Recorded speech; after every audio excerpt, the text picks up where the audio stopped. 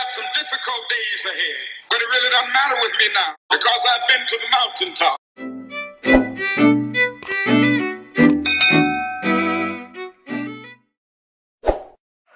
Hello everyone, welcome and welcome back.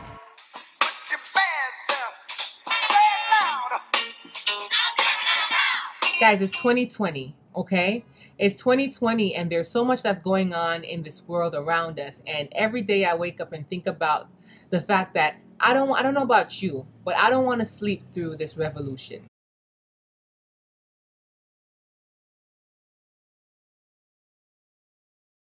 Believe it or not, whether or not we want to accept it, there's a revolution that is happening, and as a people we are fighting because we want better, and we are looking forward to that betterment happening in this world. This weekend I took some time to watch, rewatch a few speeches from Dr. MLK, Dr. Martin Luther King Jr. And on the topic of making America great again, he had a couple of important points, but there's a point that stood out to me. Well, a few of them did, but I want to mention this point here. He said, in order to make America the America that we know it can be, we need to eradicate the last remnants of racial injustice from our nation. And now we know this is going to take some work. We know this is going to take some self-sacrifice and some time, but together we win.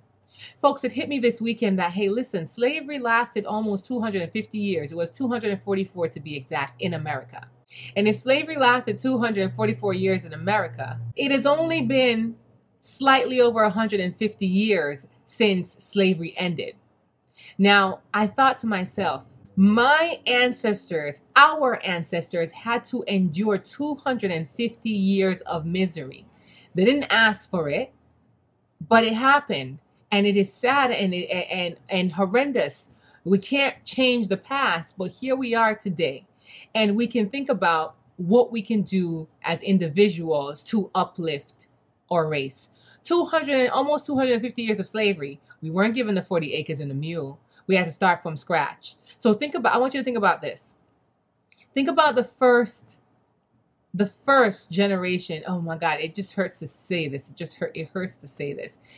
Think about the first generation of slaves in America.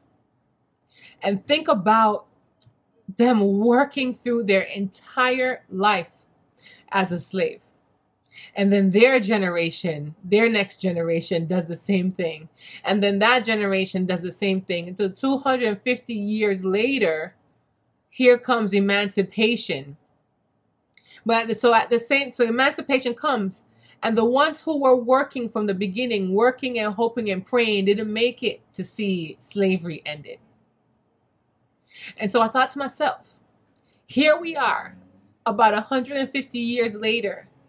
And that means that, listen, this revolution that we're in, this war that we're fighting, this peace that we're striving for, this equality that we're striving for, listen, it probably isn't going to happen in our lifetime. Let's be real. If our ancestors had to go through 250 years, that's about what? 3 generations, 3, possibly 4 generations, maybe even more. So imagine, here we are now, 150 years later. That means that about 2 generations have passed since then, right? Have passed since slavery has ended. And so all it is that we're fighting for, we may not see it in our time, and that's okay. That is okay. You know why that's okay? Because if our ancestors were caught up in seeing the results in their time, we probably would not be where we are today. So they knew they had to sacrifice themselves for the cause, for the revolution. They knew, I think about Nat Turner and or Harriet Tubman. They knew they had to sacrifice their desires for the hope. Coming to that realization this weekend, it gave me the strength I needed to realize that, hey, listen, Kay, a lot of things are probably not going to change while we're still here. Martin Luther King said, I have been to the mountaintops. And when he said that, it reminded me like, oh man, it's one of those things when you just know. You've been to the mountaintops figuratively in the sense of, I've had my dream. And God showed me, just like he showed Moses in the Bible, hey, listen, I'm going to show you the promised land. You won't get to access it during your time, but I'm going to show you. I'm taking you up to the mountaintop, and I'm going to show you everything that I've promised Israel. And they will make it there. They just won't make it in your time. And then when Moses passed away, Joshua took Israel into the promised land. And so I say all that to say, Dr. King knew he wasn't going to be there when the march happened, when the changes that people were striving for happened. But he still had to work tirelessly to the end, sacrificing his own desires for the greater good of humanity, for the equality of all people, and for the rising up of Black people. And so realizing that this weekend, I'm sharing this with you. Listen, this is such a hard conversation for me to have. And honestly, I made a video before I made this one, and you know, I had to delete it because there's just so much on my heart, and it just wasn't. There's so many ways in which we can tackle this conversation. But what I want to say is it just keeps coming back over 250 years of slavery. We're about 150 years post-slavery. It's not even the same amount of time that our ancestors suffered through. So we got our own suffering to do. And for me personally, realizing that, hey, Kay, listening, your silence is not doing anything for this world. So many times I have felt silenced. And I have felt silence because, hey, Kay, who are you speaking? You're an immigrant. You're not even from this country. You're Jamaica. What do you know about America? Well, here I am as a Black woman experiencing the challenges that we as a people face. I've got my own experiences, and we could talk about racial injustice, but that's not the point here. No, it's a video realizing that, hey, listen, a lot of this stuff is probably still going to continue for a while. It's probably not going to change during our time, but let that not stop us from doing what we need to do so our children and our children's children and our children's children's children will see the change that we know will come one day. And so how do we start? We start by recognizing that, hey, there's greater for us. We start by recognizing that, hey, there are people who gave their lives so we could be here today experiencing some of the privileges that we are experiencing today, the freedom of speech, the ability to do and move that our ancestors didn't even have. And so how are we using this to keep that uplift going? How are we using this in our fight for equality in everything, not just race, but equality all across the board? How are we using our gifts, our talents, and abilities in this time? You know, so my sister asked me the other day, she's like, you know, Kay, have you ever wished you were another race? And when she said that to me, I knew she was not asking the question because she wished she was something else, right? But I know she was asking the question out of the, man, this hurts so much. The reality of what it means to be Black in America or Black in the world. This hurts so much. Have you ever wished you were something else? And I said to her, I said, you know what? When I didn't know better, when I was younger years ago, I probably had a few moments of saying, why me, God? Why'd you have to make us Black? But then I thought to myself, everything that I came into the realization as the years passed, as the time passed, that everything that God does is perfect. And if he wanted us to be something else, he would have made us something else. And therefore, everything we need is literally in our hands. And we are the change that this world is looking for. We are the change that we are hoping to see.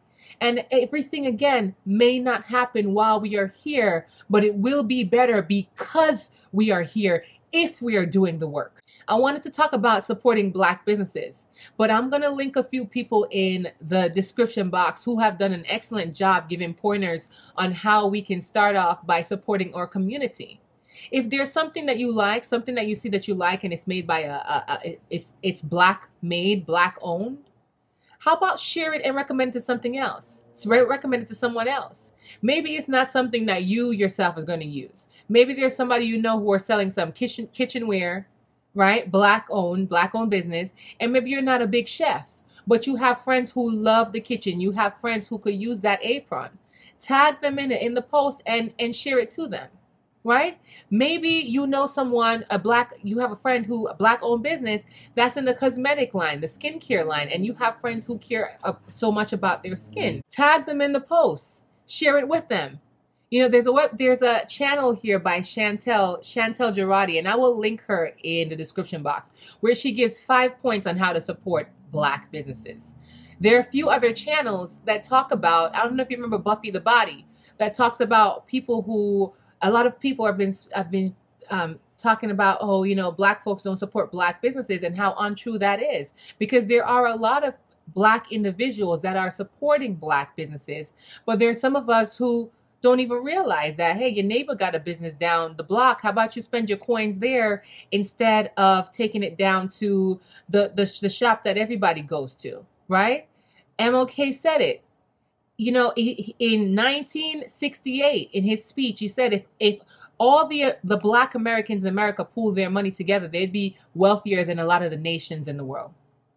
Well, not all, but wealthier than a lot of the nations in the world. So here we are in 2020. How much power does our money have as black people? I can tell you it's a lot.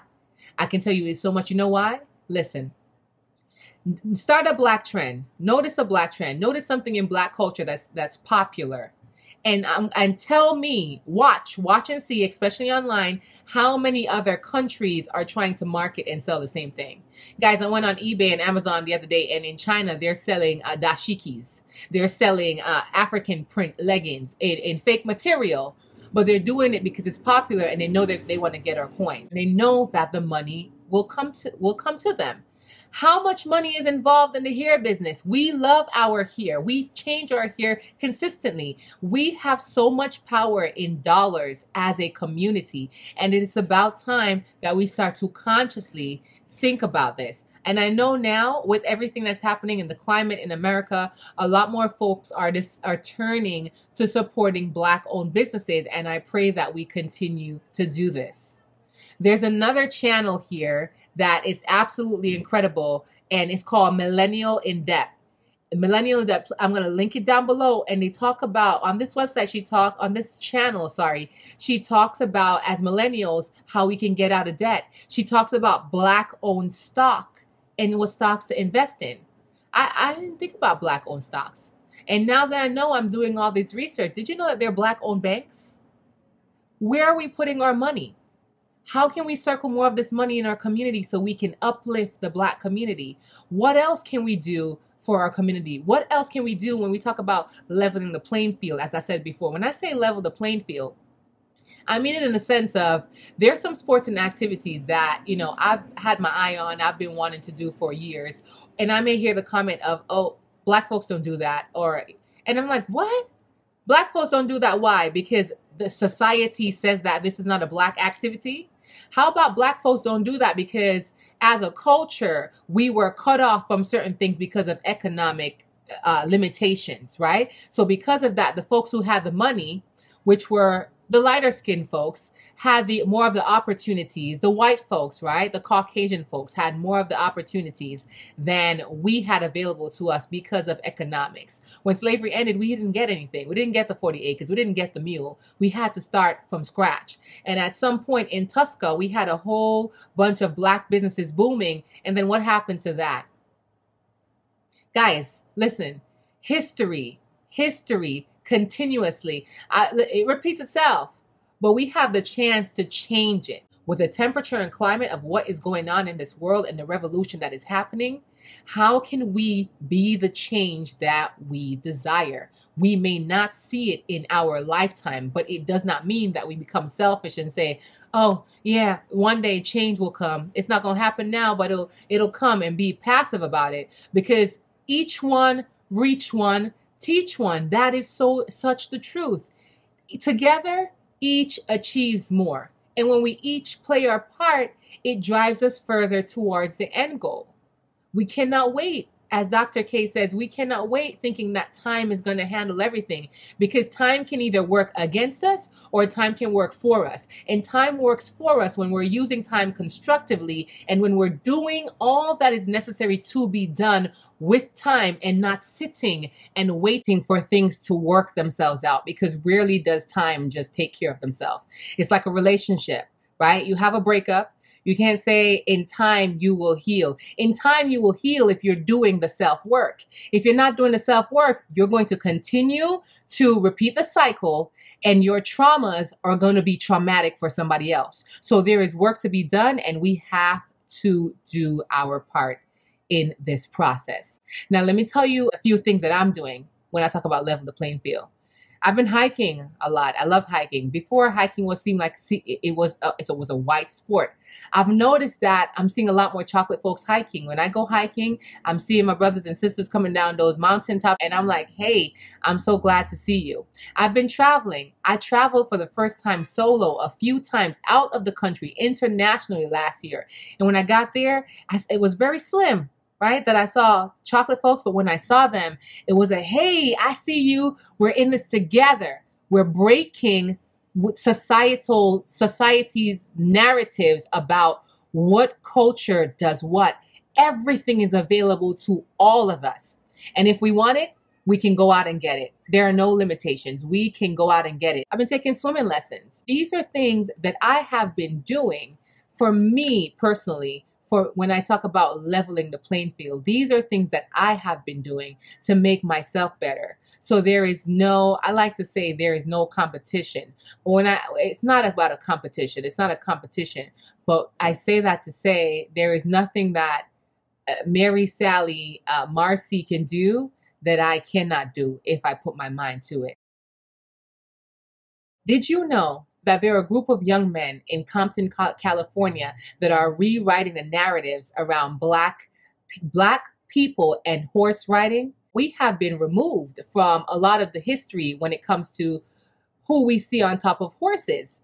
And so here are these young men that are changing their stories. They're going against gang violence in Compton, and they're now riding horses and promoting the culture of horse riding for safety, promoting the culture of horse riding so to reduce police brutality. You know, folks already have their perception based on what the world says about if you see a young black man in a nice car driving. And so here are these young men who are rewriting their narratives, and it's just fantastic to see.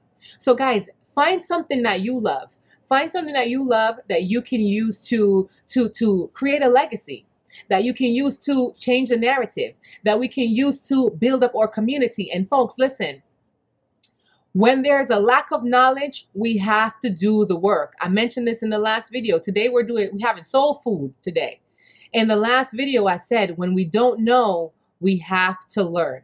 And when we learn, we have to teach. Let's be warm and friendly when it comes to giving feedback to each other about the way we go about things, and stop being critical. Society has criticized us enough, and we have absorbed a lot of this criticism and have now consequentially begin to pour that back into each other. And that's where we need to stop. Let's speak love. Let's speak light. Let's be the change that we desire to see. And again, remember, all that we're striving for, we may not see it in our lifetime, but we know that it is to come. It's going to happen sooner or later. Change going to come. And maybe one day God will take us up to the mountaintop too and let us see before we leave this planet all the amazing things that are to come for our generation. So guys, that's what I want to say to you all. And there's more to come. I'm going to post some links for some awesome resources in the description box. Tips on how to support Black businesses, millennials in debt, how to get out of debt, how to invest in Black stocks, what Black stocks to invest in. I'll post a website on Black-owned banks. And folks, again, this is not a war on all other businesses. No, it is not. This is a conversation around how each and every one of us can reach another brother, sister's business, even our own, and uplift each other. Each one, reach one to each one. So guys, God bless you. I hope you got something out of this video. Maybe you're working on your own personal development and what you want to bring forward to your community. Comment below. If you own a Black business, comment, leave it in the comment section so we can all go and check it out and support.